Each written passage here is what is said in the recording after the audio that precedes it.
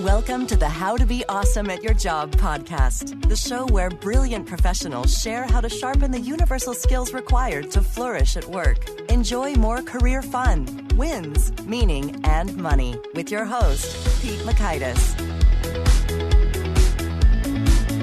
Hello, and thanks so much for joining us here for episode 320 with Ann Sugar. I think you'll love this chat with Ann because Ann is sharing about how to exude more gravitas, more executive presence, which can be a tricky thing to identify and communicate and teach, but she's done it with many, many impressive clients. And I think she'll help you do the same. So you'll learn 1, the 2 key components of building trust, 2, ninja tactics that help you read a room, and 3, power questions that provoke solutions. So if you'd like to take a look at the show notes or the transcript or the links to items we've referenced, it's over at awesomeatyourjob.com/ep320.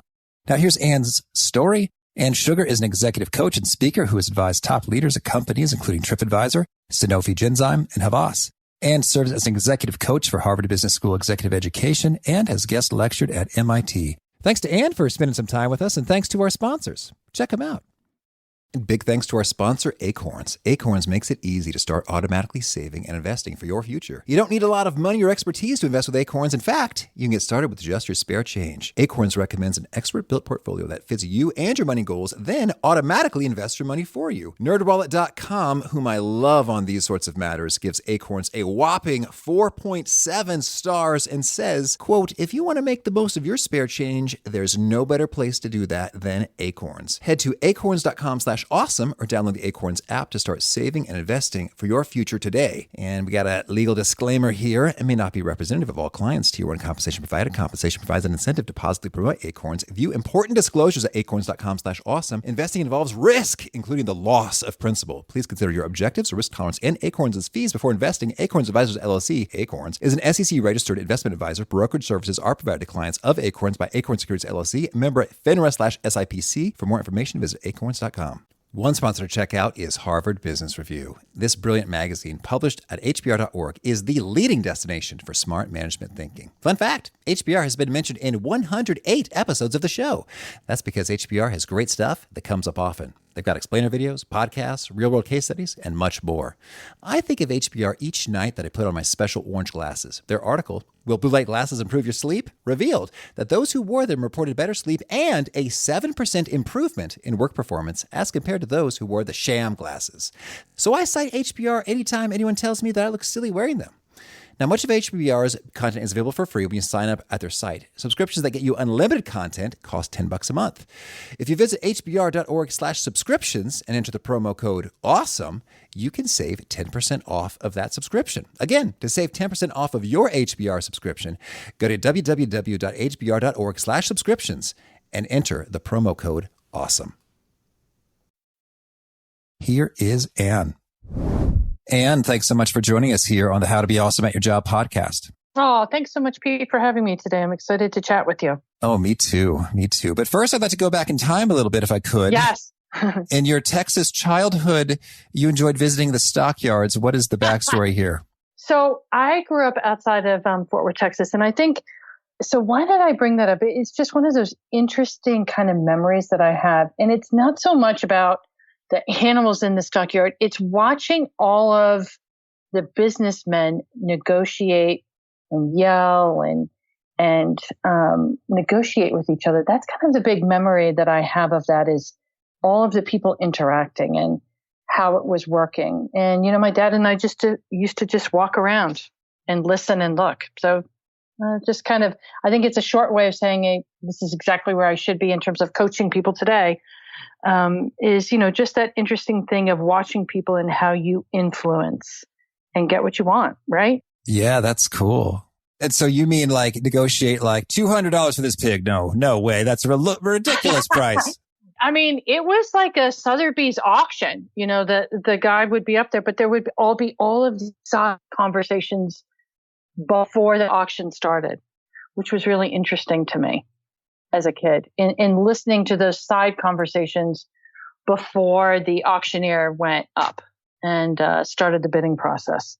So it's kind of the backstory that was happening before he started auctioning. So that was always just interesting to me. That's cool. Well, yes, every superhero has an origin story, and here's yours. That's fun. So it's just a interesting kind of random memory that you have growing up. It's kind of interesting. Why do we have these memories and things that are impactful to us? So that's a whole nother podcast. Sure. That's a big one. Well, speaking of impact, it seems you're making a world of impact with your executive coaching. So could you maybe just give us the quick overview picture of sort of what is your area of expertise when you're coaching folks? Sure. So the interesting kind of piece is that I have a business background. I worked in advertising agencies for about 20 years. And so I worked on large pieces of business like Apple Computer and American Express. And I coach broadly across all hypo executives from director, C-suite level. And I coach in companies like TripAdvisor, Sanofi, Genzyme, Havas. And I like the interesting dynamic of lots of different verticals, lots of different levels, because it just helps me in terms of how I ask a good question and keeps me learning as well, which helps other organizations. And I also coach in the Harvard Business School Executive Edge program, which are C-suite folks, director folks that come in for intensive 3-month, 6-month programs. Mm-hmm.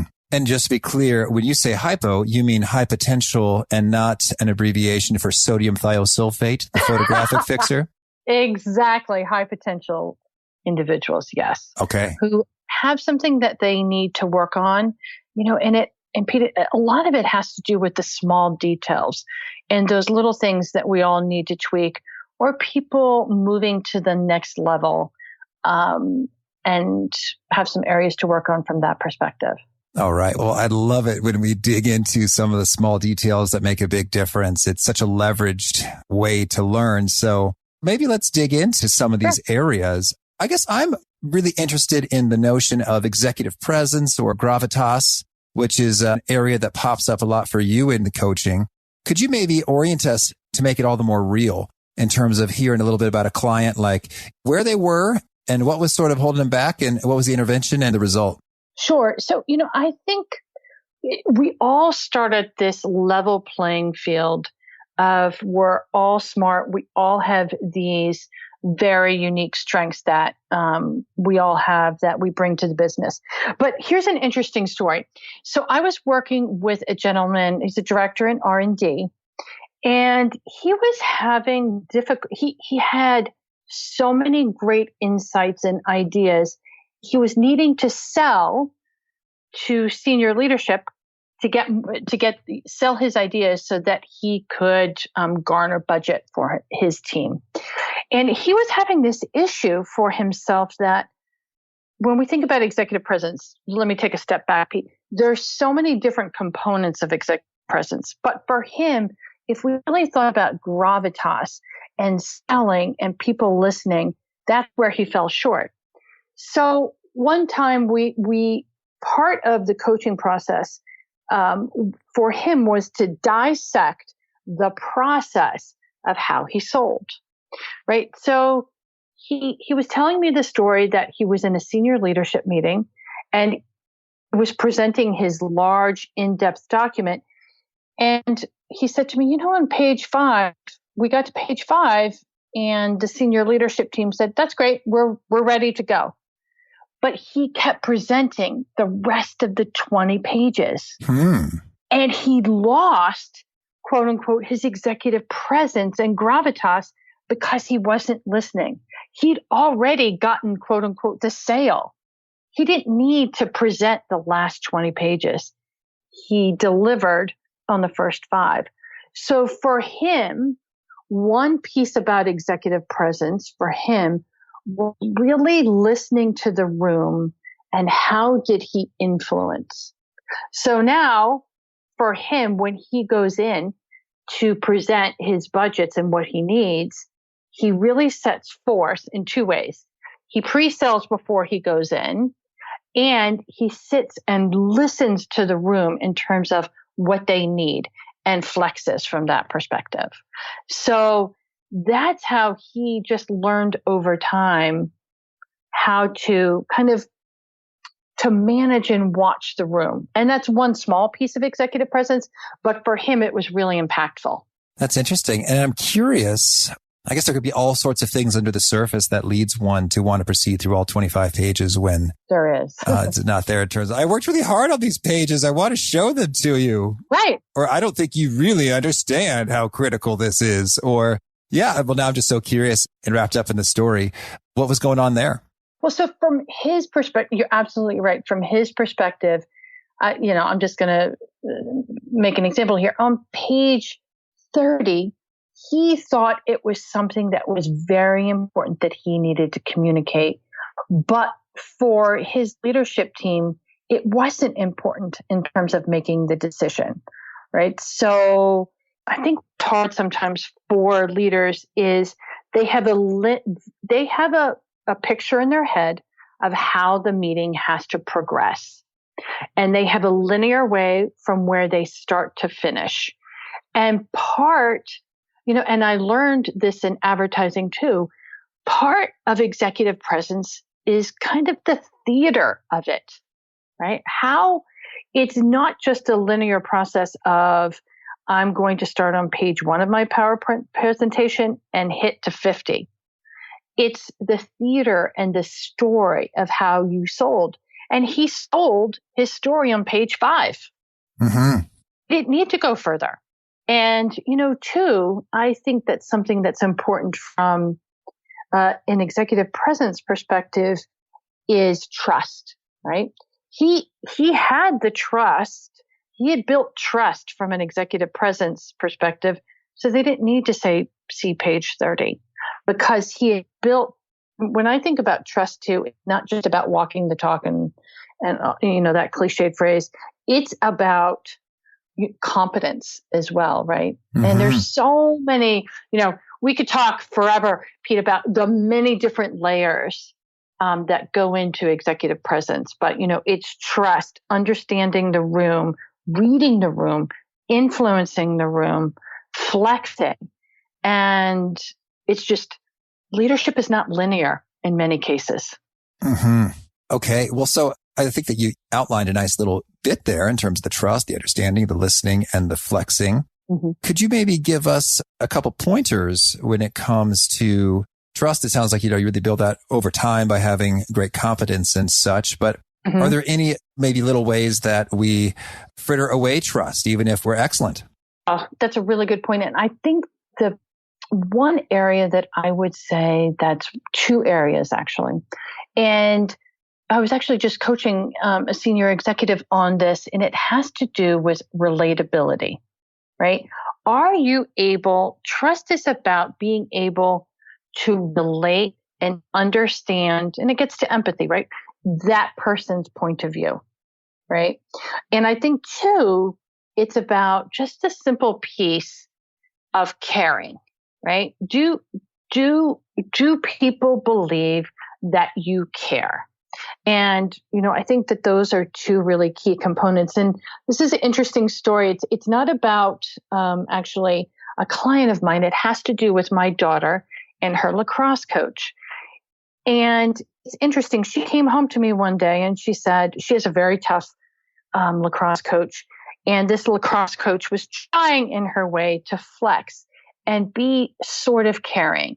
But my daughter said to me, Mom, she was trying to be really nice, but something felt really weird.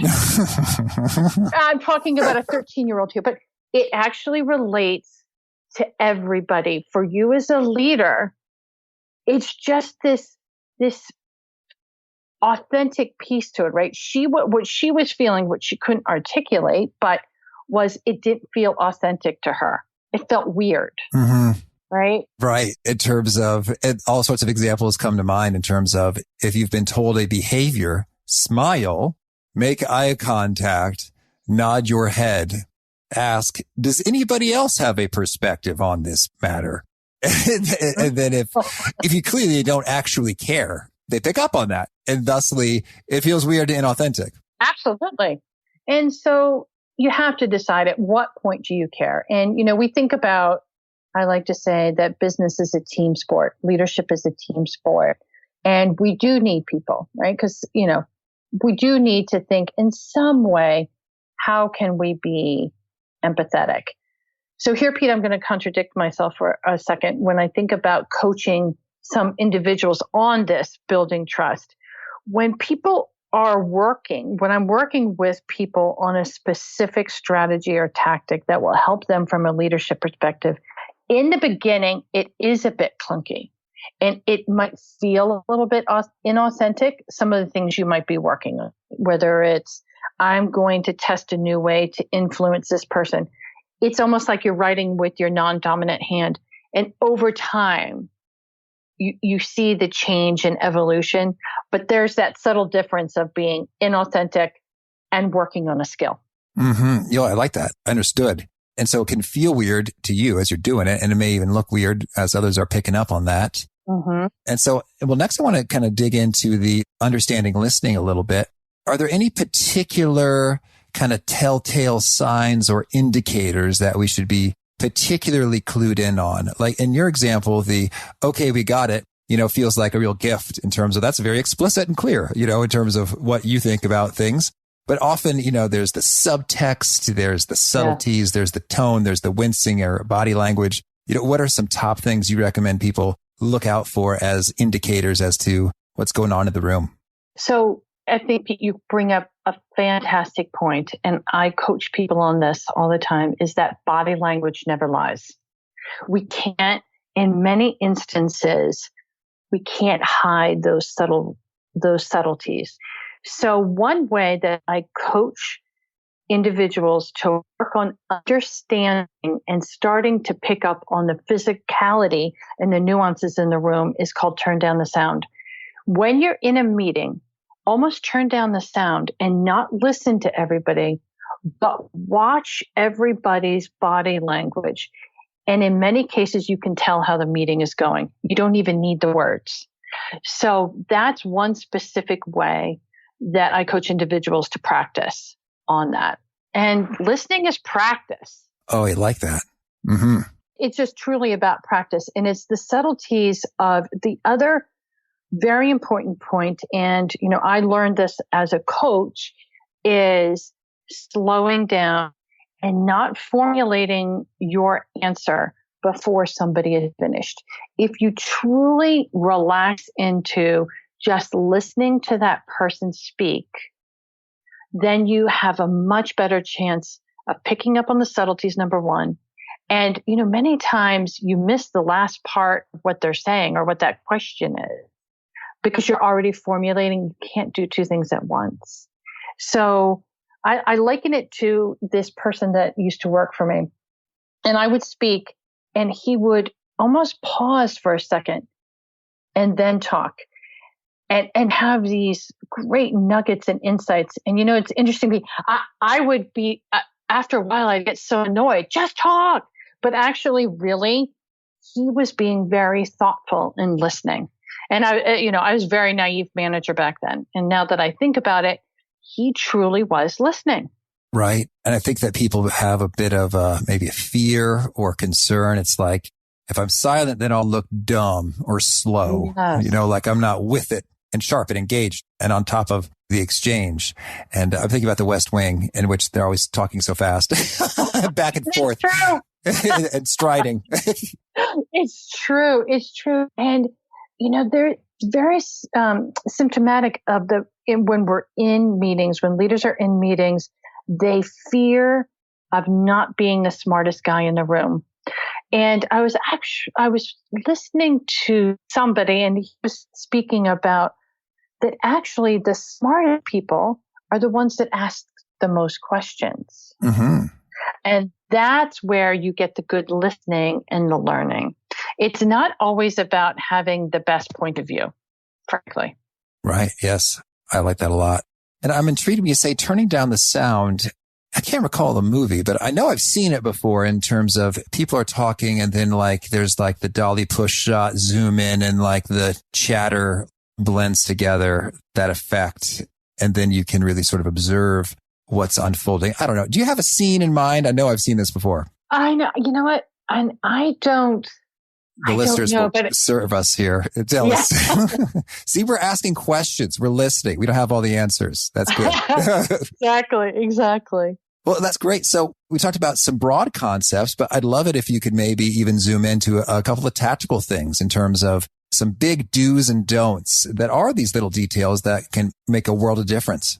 So some very tactical, impactful ideas for everybody. I think one is about asking a good question. So this individual that I was coaching, he was a director of sales, had a difficult time in an unmotivated team. And so when we really drilled down into a lot of different areas, the one piece that he found was that people didn't really think he cared about what they had to say.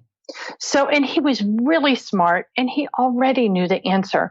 But what he learned is asking just this question is so impactful that really helps to motivate a team it's crazy simple. So what do you think? Mm-hmm. Just asking that person, so what do you think, opens up first. You might get an idea that you didn't think of. And frankly, people want to be heard, their point of view, whether, right or wrong. Maslow's hierarchy of what we need, people want to be heard. So I think that that's one thing that is very tactical and specific.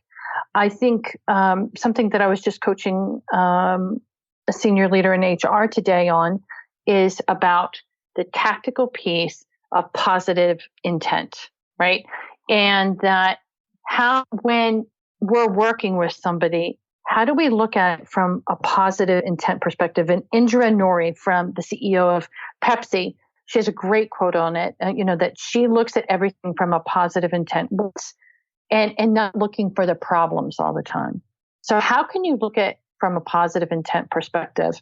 So then positive intent, it means that we're assuming that the person we're talking to is doing their best, trying to support the team and make results happen, as opposed to, could you maybe sort of contrast real clearly, hey, this would be a negative intent versus a positive intent way to approach something? Right. So it might be, for example, this person was talking about, they were all on instant chat and somebody was sending these terrible flaming remarks, right, across. And she really was trying to take a step back and assume that, okay, maybe this person was upset because of X, right? And when she pulled them into the office, she found that actually it was that way. But, not assuming the worst in all cases. Like this person's a jerk, they're a troublemaker, they're selfish. Right. Like, why are you sending this flaming, over the public domain to me? How can you be doing that? Yeah. So, and then lastly, this is a tried and true, I just did a training on this, is actually taking the Strengths Finder assessment. It was really impactful for this team to understand each other's strengths. And you can get the book, the Gallup Cliff Finder Strength Finder 2.0 on Amazon. I think it's for $18, right? And you get your secret code and you take it. And I feel like a lot of times lately we've kind of moved away from the strengths piece, but I think it's important, and you think about it too from almost a cross-training perspective. How can I use this strength and this strength to help me here, right? Not so much of a blunt object, but how do I mold and integrate together? Mm-hmm. Very nice. So when it comes to, doing some of these things with the trust, the understanding, the listening, the positive intent, the questions, how do we then sort of take this enhanced understanding to be more influential? So, things. But at the end of the day, it's how do you flex? Simply, how do you flex in delivering the information to the person that is the decision maker, or, that I need to, it's my peers. And how do I do that? And at the beginning, when you and I were talking about the director of R&D, he wasn't flexing, right? He wanted to go through all the details, but the senior leadership team just wanted the bottom line. So it's really understanding your audience and how they want the information served up. And could you maybe unpack a couple continua associated with how they'd like information presented? So one could be, the details versus bottom line. And maybe another could be story versus data. Yep. What are a few more? So another one might be process. I'm somebody that wants to see you went through the entire process, right? That might be another one. Another way might be more from a people-oriented perspective. I want to hear about the impact of the people, how this will affect the people, not so much the process or the data and the details. And two, think about that person sometimes when you go into a meeting, they first want to hear about your weekend. And you actually don't want to talk about it at all. You'd rather just get to the bottom line details. If that's the disconnect, and that's where the conflict starts, right? Because they say, well, you don't care. You don't care about the people, and they shut down and they're not going to listen to what you have to say. So, and I'm not saying that people have to completely change who they are. It's just about serving up different modes and methods of delivering information and how you relate to people. All right. Excellent. Well, I also want to get your take, since you've done a whole lot of coaching. We had Michael Bungay Stanier on the show a couple times talking about how professionals can be more coach-like. And I'd love to hear, what are some of your favorite go-to questions that really seem to have a nice track record of yielding good stuff, insights, conviction, brilliant ideas? It's just power questions. Sure. Well, I think one of the biggest power questions that I use is people say to me, well, tell me what you think. And I say to them, I will tell you what I think, but you first have to tell me 3 ideas so that I'm not clouding their interesting point of view with what I might think. Another key question that I use is, so I'm curious, tell me a time. And that works. Another key question I ask is, so tell me a story of when it went right or when it went well, because you can use that to diagnose. And I think too, what we're talking about here is coaching people so that they come to you with solutions, that you're not the leader who is force feeding your ideas. Mm-hmm. And for the I'm curious, tell me a time, is that in response to no one ever listens to me, or like a sweeping statement, if that's how you dig in, or what's the context for that? So when I say I'm curious, it could be I'm curious about that. When I say I'm curious, it lowers the intensity of the conversation because I'm just curious, right? I just want to learn is what I'm saying to you. Mm-hmm. So it lowers the level of anxiety in a meeting. It's almost like a door opener from a sales perspective. Right. As opposed to, I'm asking this question because you need to prove yourself. Exactly. And one question that I caution people on is, so why did you do that? So if I said to you, Pete, so why did you ask me that question? Right? That almost implies a feeling of, well, what did I do wrong? Now, I'm not saying that why is not a good question. I'm just saying that sometimes it can put people on the defensive as well. Right. So it's those little subtleties. That's what we started talking about. It's the small little details. Mm-hmm. Well, Ann, tell me anything else you want to make sure to mention before we shift gears and hear about some of your favorite things. I think one thing that I want to stress, and I coach a lot on this, is conflict. And the piece that I'd like to kind of convey for everybody is, it doesn't always, we want to be polite and kind in meetings, but actually conflict is good. And how do you look at conflict from a non-personal perspective and use the data and the facts? And the piece about, if I'm having a conflict in a debate, it's actually that I care because I want to hear this different point of view. So I think that's one point I want to stress to everybody, because a lot of us shy away from conflict. But how can we use it and change our mindset that conflict is good? Mm-hmm. And I think just all the emotional stuff that's wrapped into it. Absolutely. Any pro tips for just navigating those waters?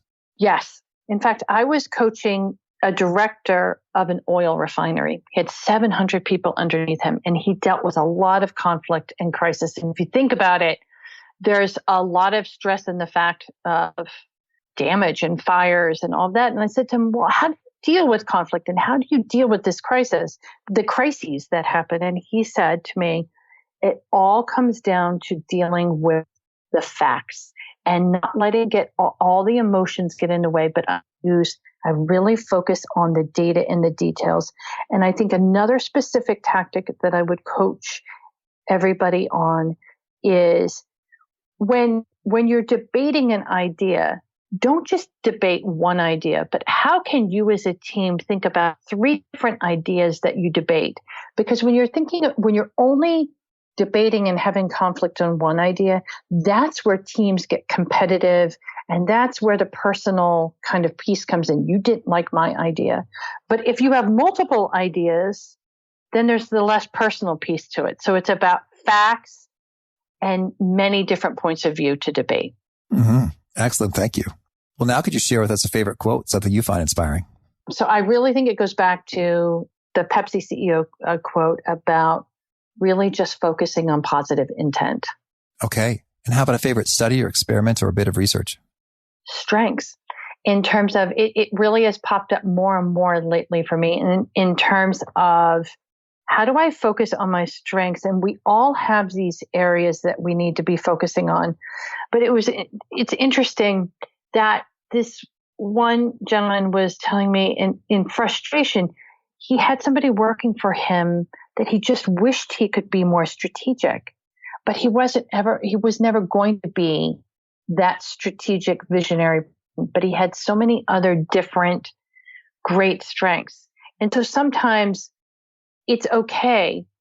We all want to be strategic, but it's okay. That research of saying leveraging your strengths and not having to worry about that one area as much, maybe, and trying to force fit that from research from that perspective.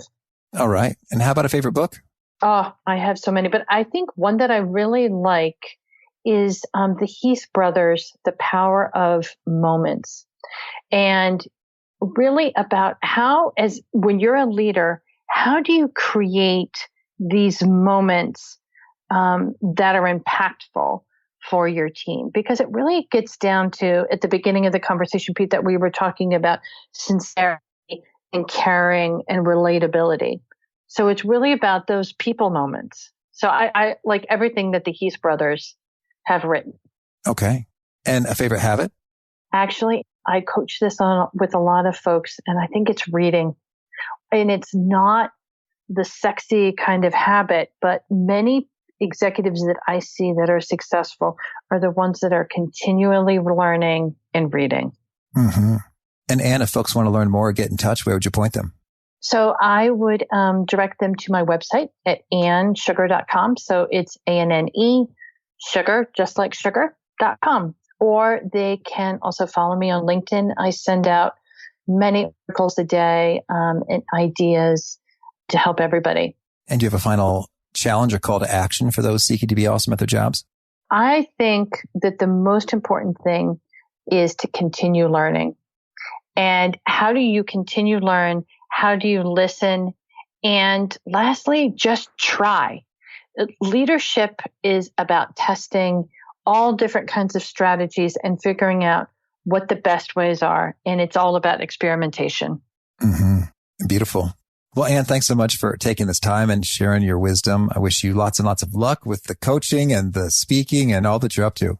Oh, thank you so much, Pete. It's been great speaking to you as well.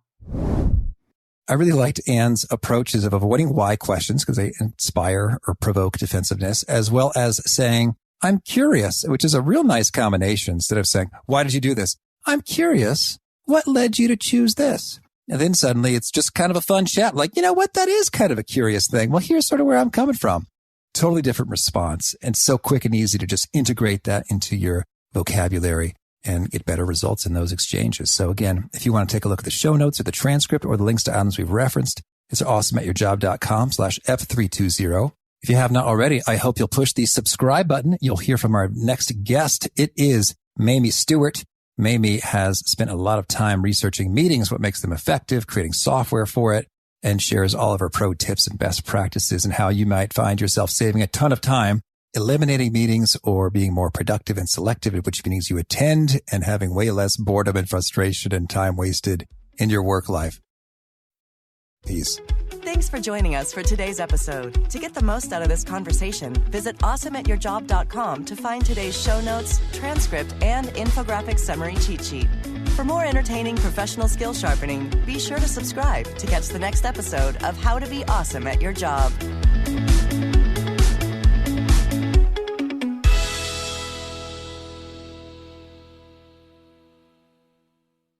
Look around. You can find cars like these on AutoTrader, like that car riding your tail. Or if you're tailgating right now, all those cars doubling as kitchens and living rooms are on AutoTrader too. Are you working out and listening to this ad at the same time? Well, multitasking pro, cars like the ones in the gym parking lot are for sale on AutoTrader. New cars, used cars, electric cars, maybe even flying cars.